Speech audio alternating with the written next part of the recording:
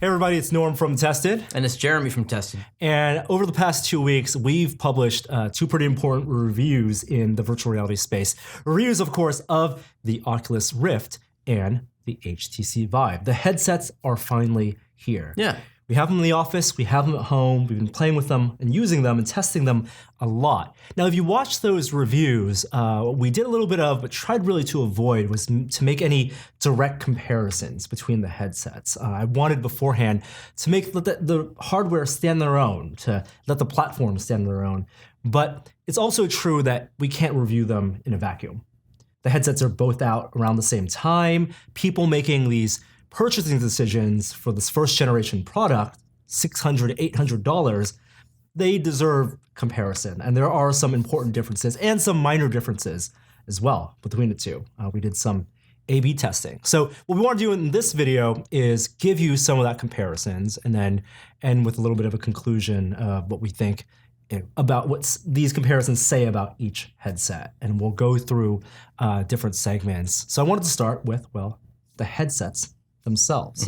And that means not only the ergonomics, but also the lenses and the display. And one of the first things that people always talk about when comparing the headsets is the field of view.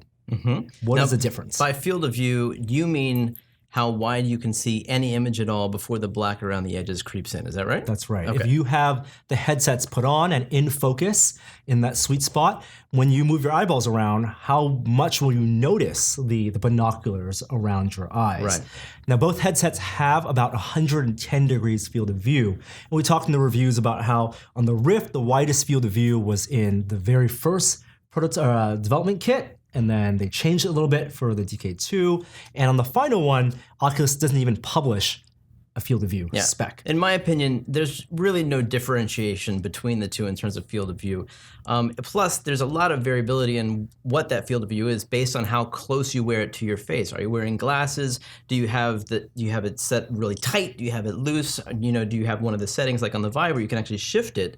Do you have it far away? So there's a lot of variability there. In any case, it all crosses that threshold of immersion where you are in that space. Yeah, not only does the individual content itself focus you in the center of the lens, but just VR itself, the ways your eyes are naturally inclined to look at the center for content, where if you're engaged enough with the content, you don't notice any of the binoculars. But putting them on, using an A/B test, having them both in focus, I honestly couldn't tell which one had the wider or even taller field of view. No, I was the same way. I felt like with the earlier days of VR development kits, there was more variation between the DK1 and DK2, for instance. But between these two, they're both very, very comparable. Now, another way to compare the displays and the lenses is talking about the sweet spot.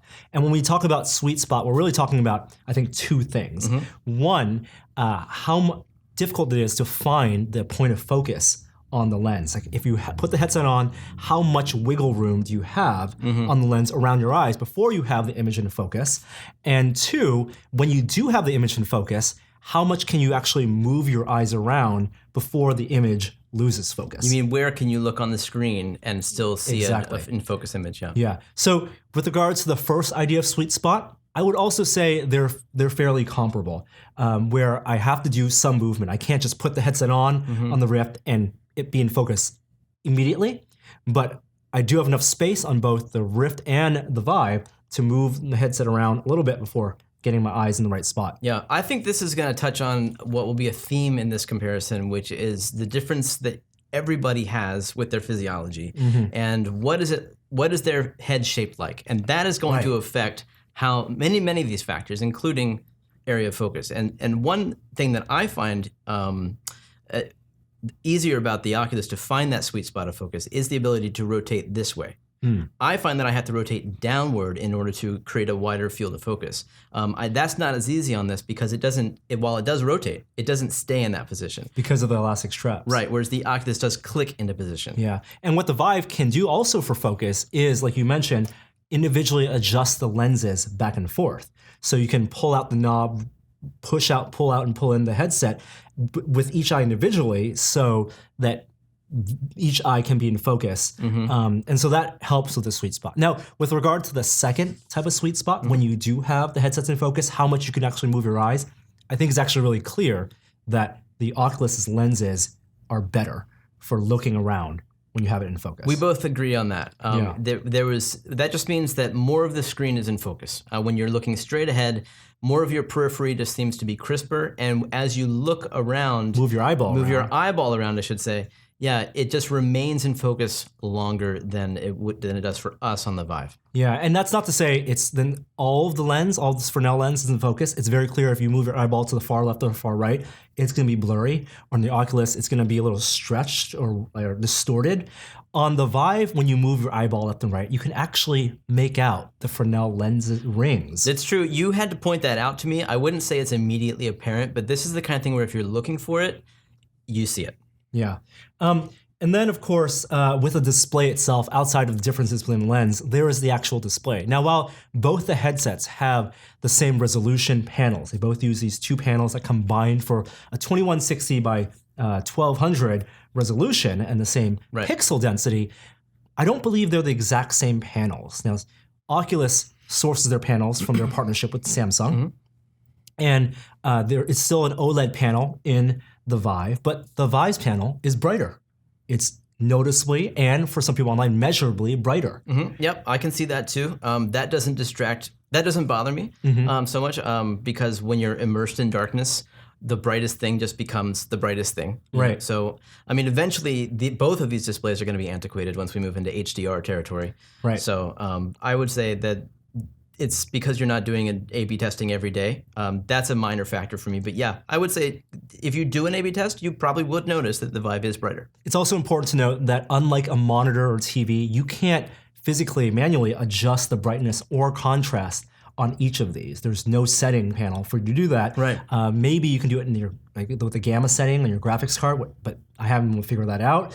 So that's interesting because brightness is what you're gonna get. On a monitor, maybe you'd want to do that because you're surrounded by ambient light, whereas in this case, you're not. Maybe they just figured who needs to adjust anything because there's nothing to adjust relative to. Well, ambient light is also an important distinction because the Oculus does let more ambient light in. True that. Through the nose gap. So when you put the headset on, you can actually see through the nose gap. And again, it's one of those things, it's there if you notice it, and because there's no camera on the Oculus Rift, I use the nose gap as a way to look at my mouse and keyboard at the desktop, but the Vive has a better seal all the way around. It's just a plastic flap, really. I mean, imagine you could even modify the Oculus with something like that if you were dedicated to it. Yeah, no nose gap on the Oculus Rift also means that it doesn't push on my nose, and that's with the facial interface we'll talk about just in a second. Now, one final thing, and this may be a little bit controversial, I think there's actually a screen door effect difference between the Rift and the Vive. So by screen door effect, you mean where you're so close to the actual display panels that you can see the individual pixels and the space between them. Yeah, you can discern the subpixels and the pixels. Now, it's not because these are pentile subpixel arrangement panels, it's not the grid screen door effect. And because screen door effect is also a byproduct of the Fresnel lenses and how much diffusion there is in the actual lenses, what I've noticed personally is I can notice the subpixels more on the Vive than I can on the Rift. The Rift does have that linen effect with the Fresnel lenses where if you move your head, the subpixel gaps look more like lines than diamonds. And also the edges of rectangular objects or straight edge objects on the Rift look better defined than they do on the Vive. This is getting into a really fine amount of detail. I would say that they're kind of comparable, but in my experience, the Oculus is actually sharper, so I can discern the subpixels a little bit better on that one as individual, specs. Whereas on the Vive, they're blurred together, and so they tend to blend. However, that has a byproduct of blurring sharp edges of actual objects and text in the game.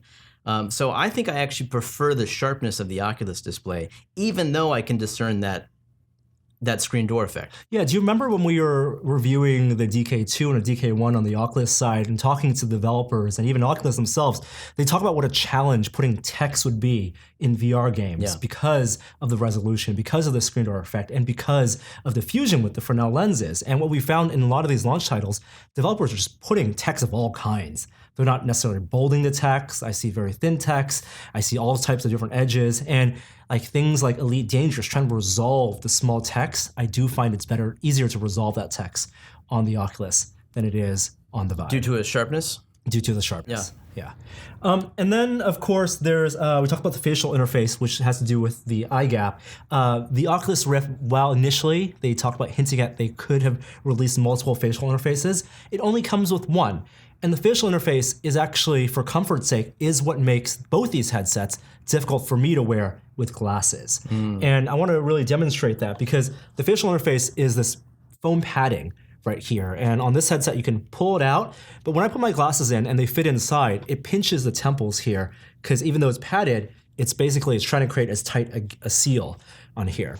On the Vive, you actually get two facial interfaces. There's one, the standard one for wide heads, and also a secondary one, which they've labeled for narrow faces. It's not as good for me, but it does work for people. And you snap it in at the top. But you can tell on the facial interface here is this little gap on the side, which if you're wearing glasses, that allows a little bit more room for your glasses to fit through. They both have that. Both of the Vive ones have that, Yeah, it makes the discomfort with my glasses on the Vive less so about the temple pressure, but more about the nose pressure. And that's why I still, if I can, don't wear glasses while wearing these. I would hope to see more facial interfaces for the Rift in the future, or even custom covers where third-party manufacturers can let you replace it for something that's even more comfortable. Right. And then finally, there's also adjustments. So we talked about the Vive having individual lens adjustments. Both have IPD adjustments. You know, it's worth pointing this out. I would imagine there's some Vive owners that don't even know about this yet because it's pretty hidden. But if you grab these two little rubber things and pull them out, you can then rotate them to bring the displays toward your face, and you can follow these little line markers to make sure that they're lined up. And that certainly helps with an amount of focus. You're going to want to adjust that. Yeah, and that also may allow for people who wear maybe more narrower glasses to wear their glasses in the Vive without the risk of scratching their lenses against the lenses in the headset. Right. Yeah, it's a nice feature that I wish they would have put in the Rift. But there's also IPD adjustments. The ranges of IPD distance between the lenses themselves are different between the headsets. The Oculus, I believe, has a 58 to 72 millimeter, and there's an on-screen display as you adjust it, as you press the button on the bottom and slide it back and forth. That shows up. And then on the Vive, it's a little bit wider range, or a higher range. It's 61 to 75. So if your eyes are further apart, if you're outside of that 95 percentile that Oculus designed for, the Vive may be better for you because it can go up to 75 millimeters. I'm still looking for a good set app, like an app that uses to set both of those settings, because I've adjusted them with both of them, and I really don't even know what I'm looking for. I mean, I'm looking for more clarity, and I don't necessarily get it. My eyes tend to adjust to a wide range of IPD. I want to know what mine actually should be, and I know the best way to do that is to go to an optometrist and actually get measured. Right. But I would like for an app to do that simply at home, and I would look forward to that. Yeah. There's also comfort. Comfort being a huge, huge thing. Oculus has the rigid straps. You put them on like a baseball cap. You put this on. You put these on a scale, and they're about 100-gram weight difference. Vive being a little heavier without the built-in headphones, but it's more about the weight distribution. Both have this kind of triangular harness in the back that for best comfort, you want all your weight to be like on the back of your head. So wearing the headset right is a huge thing, but I feel almost no pressure on my face, squeezing my face with the Oculus Rift. And then the Vive, I have more pressure on my face. Definitely. And I think a lot of that comes back to how much can they grip the back of your skull? And Oculus have this more rigid frame that comes around, and this part right here, it's both of these headsets, you want to spend a long time actually getting adjusted to the most optimal arrangement. But this is the one part about the Oculus. Once I figured this out, it made a huge difference. That comes back around and supports a lot of the weight.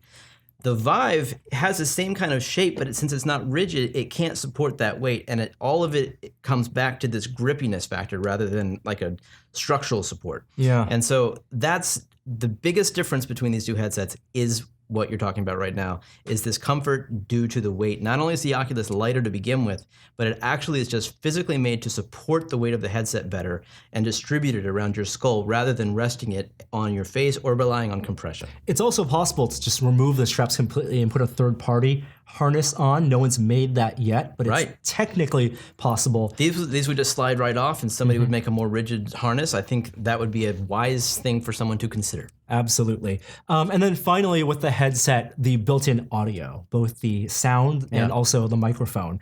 The Oculus has not only built-in headphones, but built-in really good, great headphones. Right. I love being able to use this. The Vive has a headphone port, and I have them plugged into the built-in earbuds. I use the earbuds, even though they're not the most comfortable, because it's less of a hassle than putting in third-party headphones on this. Like that is an actual deterrent for me enjoying the audio quality and the comfort of the headset, having to deal with third-party headphones. You're already dealing with a slightly heavier headset to begin with, the added weight of more headphones, another cable coming off. That's going to add up and affect how long you can stay in there comfortably.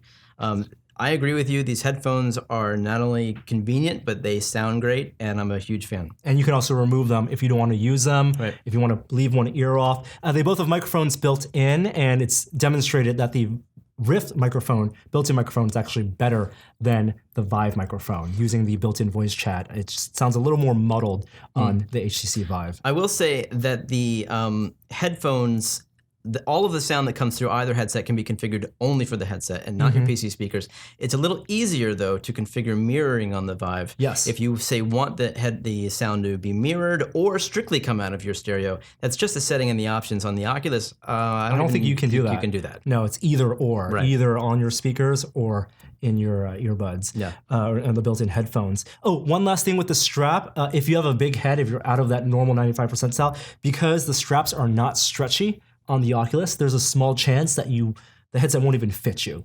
And we have a friend that reviewed the headsets, and he had to put the Velcro straps all the way out, stretch all the way out, and both the top straps and the side straps weren't long enough to fit his head. While on the Vive, because they're an elastic cord, they fit his head, and it was more possible. So again, it's another reason that you want to try these headsets on for comfort before you make a purchasing decision. Absolutely. If you can. So that's the headset. That's just part one. Let's then talk about the tracking, the other major difference. Now, they have fundamentally different tracking systems. We talked about that at length. The Constellation tracking system, which is an IR camera with IR LEDs embedded on the headset, and also then the Lighthouse laser-based tracking system on the Vive, which is designed for multiple systems, multiple base stations, and for room scale. Right, so for every tracking unit that you have on the Oculus, and eventually when Touch comes out, you'll need a second. They all must plug into a computer because they're all USB powered. So that's resources, and there's a limitation based on how much your computer can handle. And also the distance from your computer and the USB cable length. That's right. But looking forward to the Vive, it has a much more flexible tracking system because their laser base stations are completely passive, and that you can potentially fill a room with them or warehouse and just have them 5 meters apart, and you can have as many as you can afford to fill the space with. And so it's a bit more flexible and interesting. I also wonder if it's actually a little more efficient, because whereas the Oculus relies on optical tracking, they have a camera off the shelf practically, technology that receives IR visuals from the LEDs. And the software is then doing image processing. Exactly. To look for those LEDs and then to triangulate. Yes. On the Vive, it's just looking at numbers, the laser based, it's numerically based. All of these sensors are designed from the ground up for one thing, and that's receiving laser light and interpreting them. So this is getting more like a raw data that doesn't require as much filtering and processing than this does. Yeah, when you're comparing the tracking, again, it's I think two things you're really talking about. One is versatility, which we touched on, and the other is precision. Right. And I don't think precision is a problem at all right now, especially when we talk about headsets, and the type of games and experiences we're using, even with the track controllers, or what we've used so far with the prototypes of the Oculus Touch at the demo days. But precision may be something later on that we'll need more of if you're going to be doing fine-tuning things like designing game levels or using a virtual desktop or modeling. Right. That's just an unknown right now. Well, and the Touch is an unknown right now too. I mean, once we just can compare the exact same title across both and really get a sense for A/B testing the tracking of both the touch controllers and these, it's going to be interesting because these are pretty amazingly well tracked. I mean, these end up being in real space where you would think they are in VR in a way that is just millimeter accurate, and it's an impressive thing. It'll be hard to beat that, I think, for the Oculus Touch. Right. So, but what we can speak to is the versatility, because we know basically how these things work. And I think the Oculus is just a little more versatile. It's easier to set up, to plug in. We didn't have range problems. We could extend our headset 12 feet away, which is like 12, 13 feet away is the length of the cable from our computer, from the camera, and still get translation movement and translation tracking, while the versatility of the Lighthouse base stations, while it can give you room scale, it's a little more complicated to set up and also, I think, a little less reliable. I've had tracking problems with the base stations, losing tracking of a controller, getting shakes on the headset, either when the base stations are moving or even when the base stations are perfectly still. It has turned off and lost tracking from time to time. Yeah, I've had the same thing happen, and granted, we are dealing with more variables because in the case of the Vive, you are actually moving around the room, and you're more likely to move outside of the cone of vision of what you have going on here with the lighthouses and these trackers, and that's a bad thing when it happens. And I'm concerned for people who this is their first VR experience and they lose tracking and the world shifts or the controllers fly out of your hand. These are things that you kind of hope are solved in the beta process, and you'll save the actual consumers from them. I haven't experienced any of that on the Oculus Rift, thankfully. They really nailed the transition from game to browser, the Oculus home environment, and back and forth. Yeah, and even when you do lose tracking, because it does happen, a very small percentage of the time on both these headsets, but when you lose it on the Rift, if you lose positional tracking, then it automatically defaults to IMU rotational tracking, a seamless transition. So there are some games, if you're walking around or standing around and you lose sight or the camera's blocked, then you lose translation movement, but you still have rotational movement. There's no visual indicator to let you know that you've lost tracking. And that gives you a risk of discomfort if you then move your head from side to side. That's right. I would say that Vive took the right track there on that one, because going completely to gray, it might be alarming and distracting, but it's certainly not nauseating. It's not, it won't make you feel woozy, which is a sensation that doesn't go away after a few minutes. Like if you get struck with VR sickness, you're going to be out of it for an hour or two. I kind of wish there was a hybrid system where if you lose tracking on either of these, the game wouldn't just go out to gray. Maybe it'd switch to rotational, but then give you also an indication, like a perimeter ring telling you you've lost sight of the tracking cameras. We're not going to take you out of the game right now, but you should move back into view to reclaim tracking. Right. For on the Vive, it just goes to gray, which lets me know, hey, find that lighthouse sensor and stand back right in front of it. There's also, going forward, the big takeaway also with tracking is that having more tracking cameras and sensors is going to be a good thing. It's going to help with occlusion. It's going to help with the range. Having at least 2 of these set up, it is going to expand your range. But standing and room scale is better. It's more immersive. Absolutely. So by room scale, you mean an area within which you can walk around. That's right. And in the case of these cases, the Vive is the only one that supports that. Right because now. It has a chaperone system that alerts you when you're approaching a wall or boundary of your play space. There is no chaperone system with the Oculus. Now, when Touch comes out, Valve said they will support you designing their chaperone system. That's right. With SteamVR in the Oculus. They already support it right now, but there's no touches available. That's right. But the one thing that the Rift won't ever get, at least no plans for, is a pass-through camera that the Vive has. With this generation. With this generation. Yeah. With this first generation, the Vive built into the chaperone system is a way to, once you reach those borders, to see the outside world, see your desk, or to call that up at any time, which adds an additional level of experience comfort that you're not going to get with the Rift, even with the boundaries that you're drawing. The experience comfort is a key part of that. Yeah. One last thing also, the cables themselves. Now, the Vive cable is significantly longer than the Rift cable. Not only by itself is it already about 1 meter longer, there's also the distance between the breakout box and your computer, which adds almost another meter. So it's a generous amount of cable for you to be able to walk around. And you can extend the cable on the Oculus with a USB and HDMI extender, but you have to buy that separately. One thing that I had a problem with using room scale on the Vive, and that may be also the case with the Rift, is the cable itself getting tangled up over time. It's a heavier cable. It's like three wires come out. It's a flat, rigid cable. And if I'm walking around, in a game and I'm moving in the same direction or stepping over the cable, once a night I have to unplug it and spin the headset around so the cable uncoils. Like a yo-yo. Yeah, exactly. That's interesting. My problem with the cable hasn't so much been that. It's just been the weight of it because it is a more bulky cable. I find myself, if I'm doing standing games with the Oculus Rift, the cable is draped back over my back. And perhaps that's comfortable because of the rigid strap. With the Vive, I actually drape it over my shoulder so I don't have the additional weight of the cable weighing down on my back. Yeah. So that's the tracking difference. Again, there's going to be a lot of unknown variables because Touch isn't out yet, but right now the Vive is has more potential out of box just with room scale. And of course, the next thing we're going to talk about, track controllers. Track controllers, it's like the big selling point for the Vive right now. Absolutely. It is why if I had to choose one of these platforms to give a demo to a friend of mine who'd never tried VR, no question, the Vive. Because whatever it is about being able to have controllers in your hand, it is just an immersion multiplier, as you've said, but it just makes people feel comfortable. And they get in there and they can do things and they come out of it feeling like they've tried something totally brand new. Yep. And regardless of the touch controllers on the Oculus side coming out, and they'll eventually come out, there's going to be some fundamental differences in just the design and the way you hold the controllers and the type of actions you can do. Oculus is designing the Oculus Touch to give you more of a hand presence. They have capacitive sensors on the top of the buttons, so it knows when your thumbs and fingers are on the buttons, so you can do things like point and give thumbs up.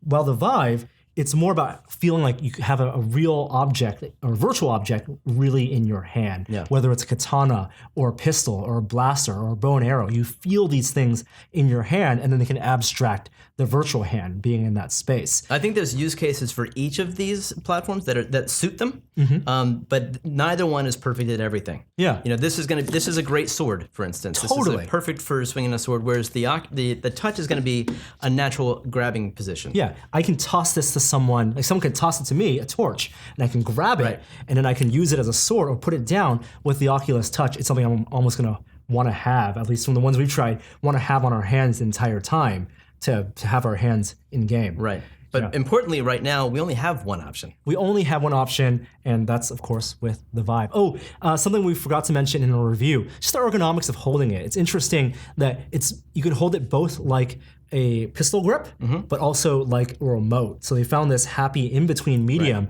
to use it like a Star Trek phaser, next generation style phaser, which is, if you pull up the Steam menu, you see the laser pop out like that. But if you're in a game like Hover Junkers or Space Pirate Ninja, you actually hold it more like a pistol. I don't think it's a perfect pistol grip, but I like the fact that you can actually use it as both. Yeah. Okay, so after we talk about track controllers, there's also, of course, the software platform.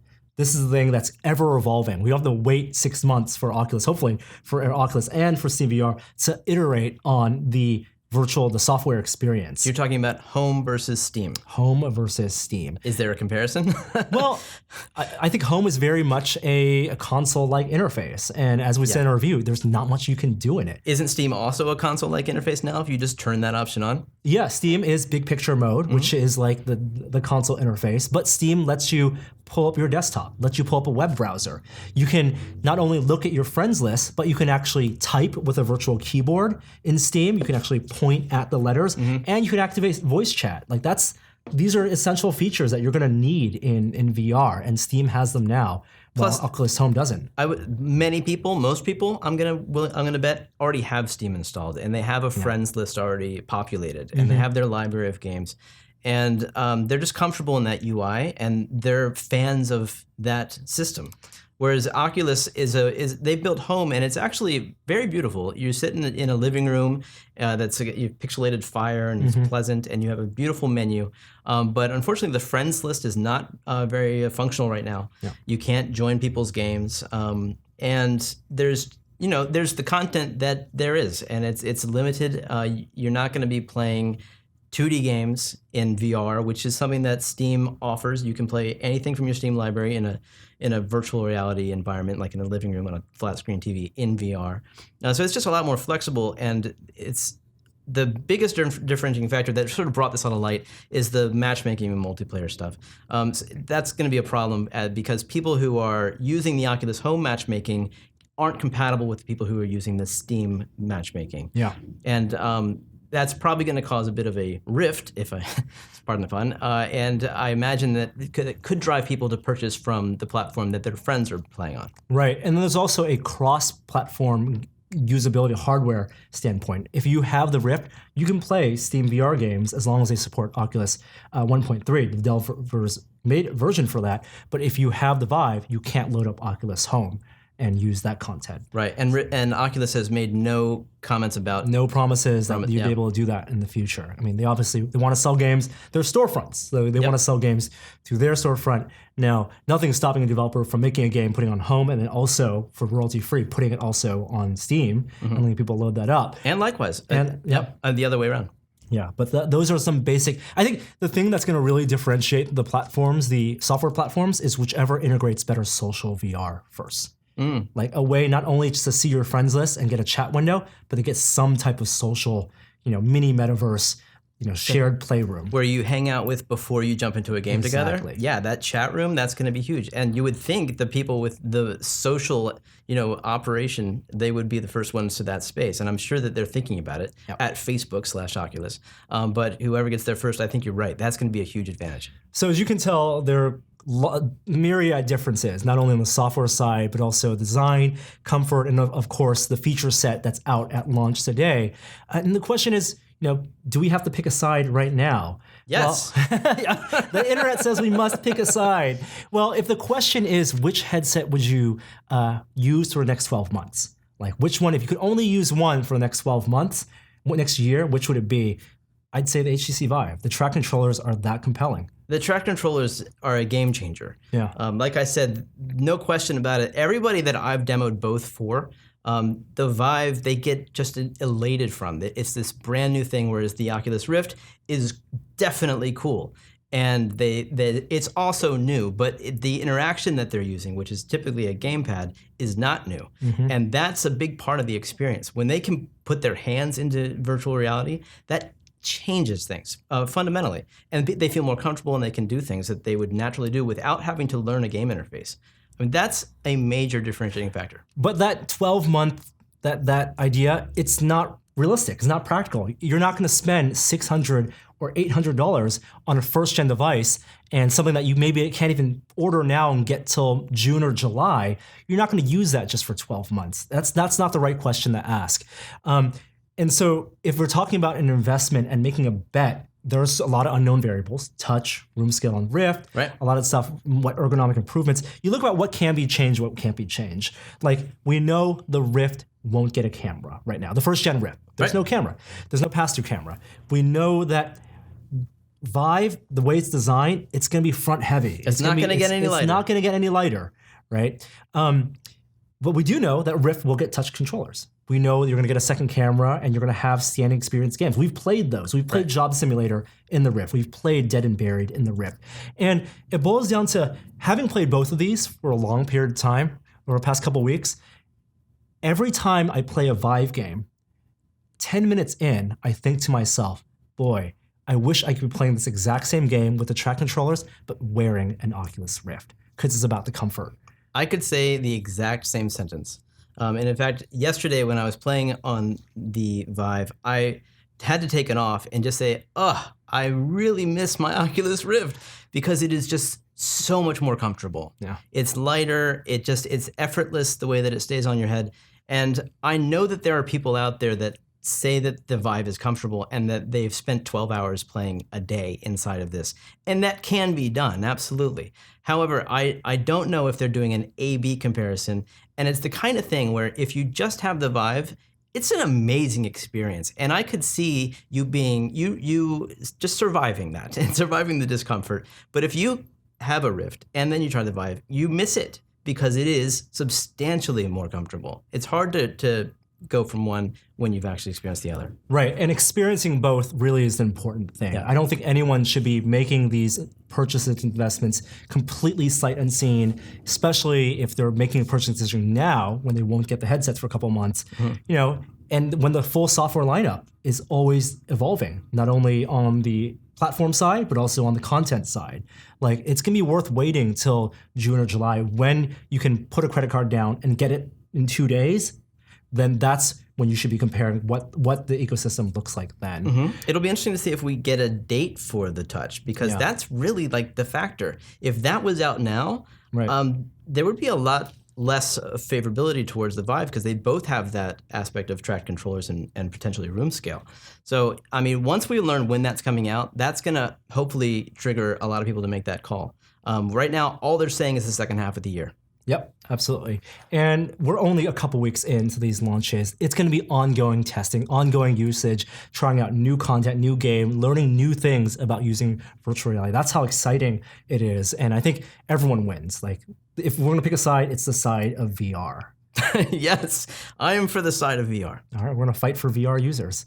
Thanks a lot, Jeremy, and thank you guys for watching. Hope that gives you a little more insight into some of those differences that people have been asking a lot of questions about, some of those usability differences. And if you have more questions, please don't hesitate to post them in the comments below. You'll find more coverage on these headsets and plenty of other gear on our YouTube channel and on our website. That's tested.com and tested.com. Until then, it's Jeremy, I'm Norm. We'll see you next time.